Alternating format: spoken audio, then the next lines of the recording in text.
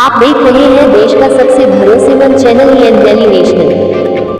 नमस्कार, आदाब, सत श्री अकाल। इस वक्त हम मौजूद हैं बिछिया में और एक प्राइवेट कोचिंग सेंटर के अंदर हम मौजूद हैं। यहाँ पर बताते चले आपको, इंटरमीडिएट और हाई स्कूल के बच्चों को यहाँ पर प्राइवेट रूप से कोचिंग दी जाती है।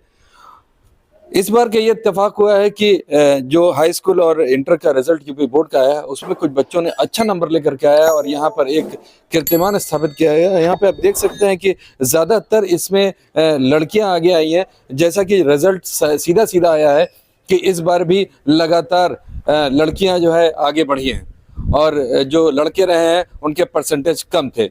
हाई स्कूल की अगर बात करते हैं तो तकरीबन 91.12% का बच्चे उत्तीर्ण हुए हैं और अगर इंटर की बात करते हैं तो 84.12% जो है बच्चे उत्तीर्ण हुए हैं।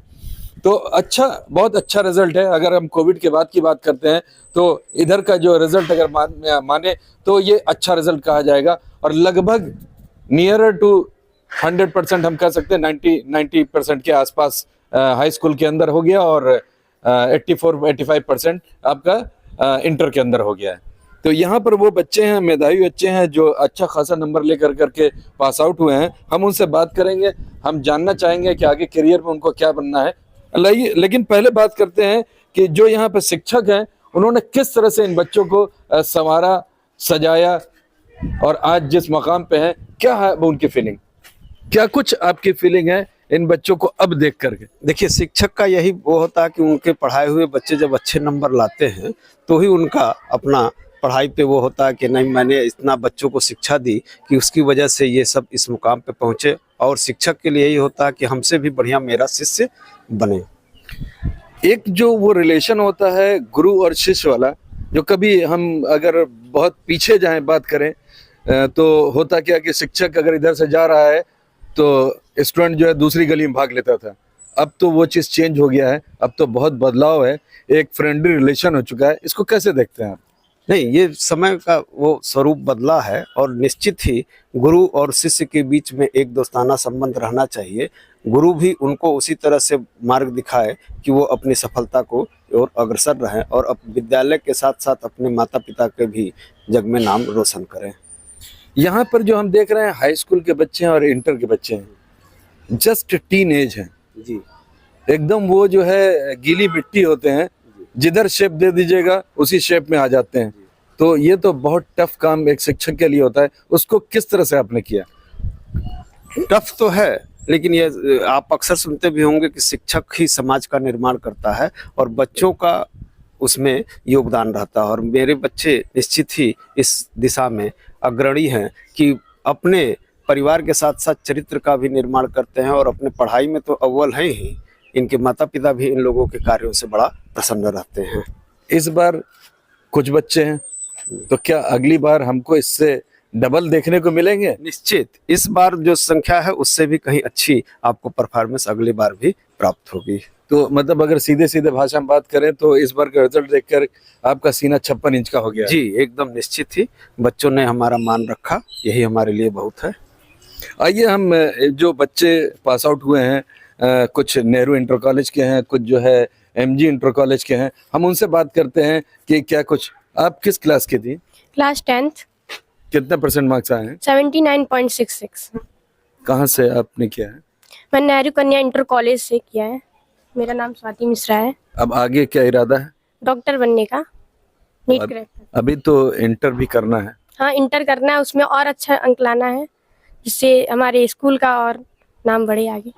अभी जो आपने हाई स्कूल में ब्रेक किया है रिकॉर्ड, उसको इंटर में उससे बेहतर करने का इरादा उसको है? तोड़ना है और अच्छे से और अच्छा लाना है। उसी कॉलेज में ही आपको कंटिन्यू करना है? नहीं, दूसरी कॉलेज में। कहाँ जा रही हैं?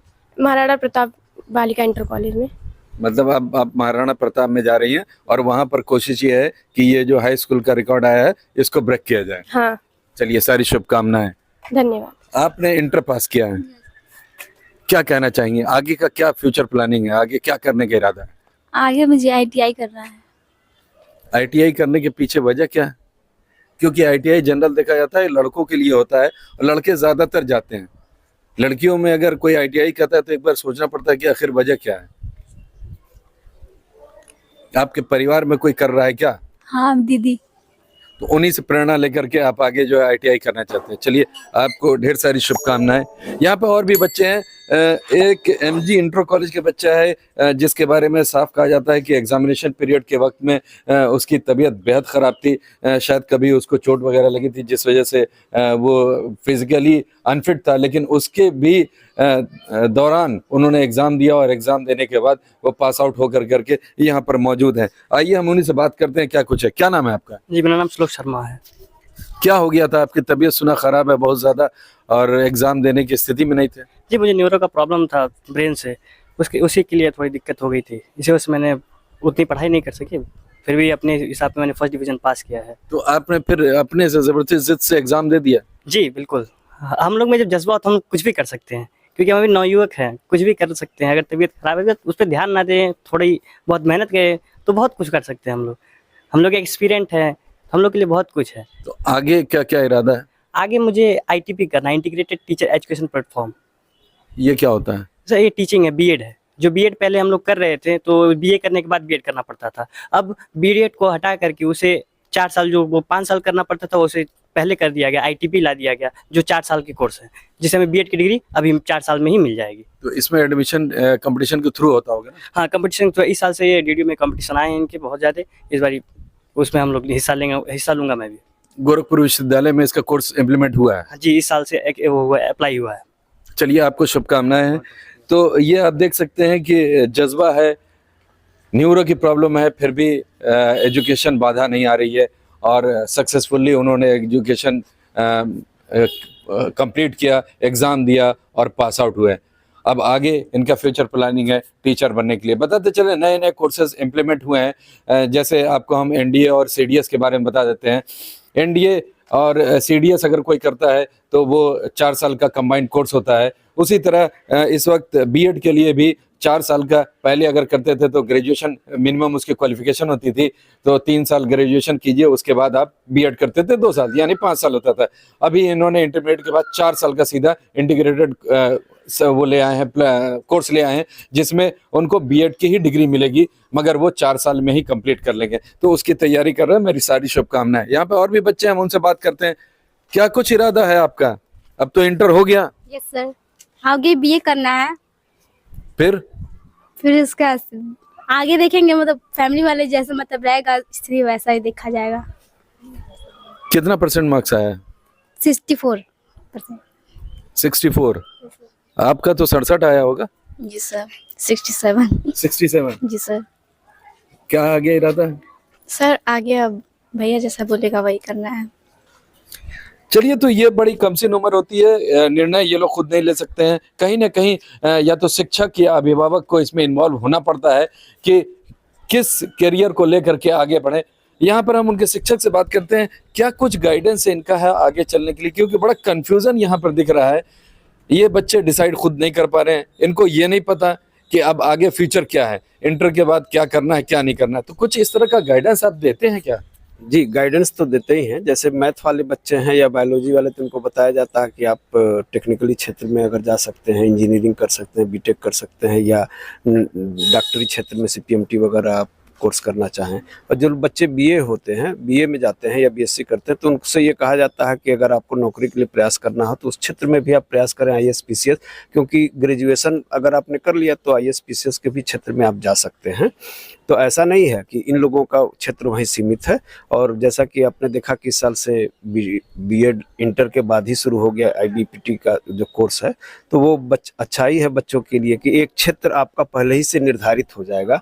जो इंटर के बाद डॉक्टरी और इंजीनियरिंग क्षेत्र में जाते थे, बच्चे बीएड के भी क्षेत्र में जाएंगे टीचिंग की योग्यता के लिए।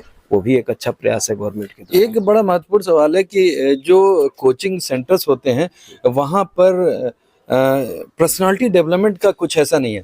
ये हमने सुना आपके यहाँ कुछ ऐसे हैं कि कुछ पर्सनालिटी डेवलपमेंट का भी आप कुछ कराते हैं, क्या कुछ वो है और क्या बच्चों के ऊपर उस पर असर पड़ रहा है? इसका मैं पूरा प्रयास करता हूँ कि बच्चों का मानसिक लेवल ऊंचा हो। और ये आप देख भी रहे होंगे कि बच्चों में इस बार भी पूरी तरह से अपने आप को एकदम तन्मयता के साथ, और सबसे बड़ी बात, कहीं भी इनको मैं जीवन में पीछे हटने या उस तरह की चीज़ों को नहीं वो करता हूँ। हमेशा यही प्रयास रहता है कि इनका मानसिक स्तर ऊंचा रहे। पढ़ाई में तो अव्वल रहे ही, मानसिक रूप से भी ये मजबूत रहें। शारीरिक तो है ही है, खान पान से अगर अपने आप को ये सुदृढ़ करते हैं तो वो तो अच्छी बात है, लेकिन मानसिक स्तर भी इनका मजबूत रहना चाहिए ताकि कोई इनको डरा धमका करके भी गलत कार्य की तरफ लिप्त न करा सके। ये बड़ी अच्छी बात है कि पर्सनालिटी डेवलपमेंट में यहाँ पर भी होता है और बच्चों के अंदर कॉन्फिडेंस लेवल को हाई करने की पूरी कोशिश की जाती है। साथ में जो इनके शैक्षिक सिलेबस है उसको भी भली भांति पढ़ाया जाता है और सिखाया जाता है। आप लोग यहाँ की पढ़ाई से संतुष्ट हैं? हाँ, संतुष्ट है। बोलिए, यस सर। कहीं कोई दिक्कत? No sir. तो यहाँ पर बच्चे भी पूर्ण रूप से संतुष्ट हैं और उनका ये मानना है कि यहाँ पर जो एजुकेशन दी जा रही है वो अप टू मार्क हो रही है। हम मिलते हैं, हम बने रहेंगे अगले फिर एपिसोड में, फिर एक नई जगह एक्सप्लोर करेंगे, फिर कुछ नए साथियों के साथ हम रूबरू होंगे।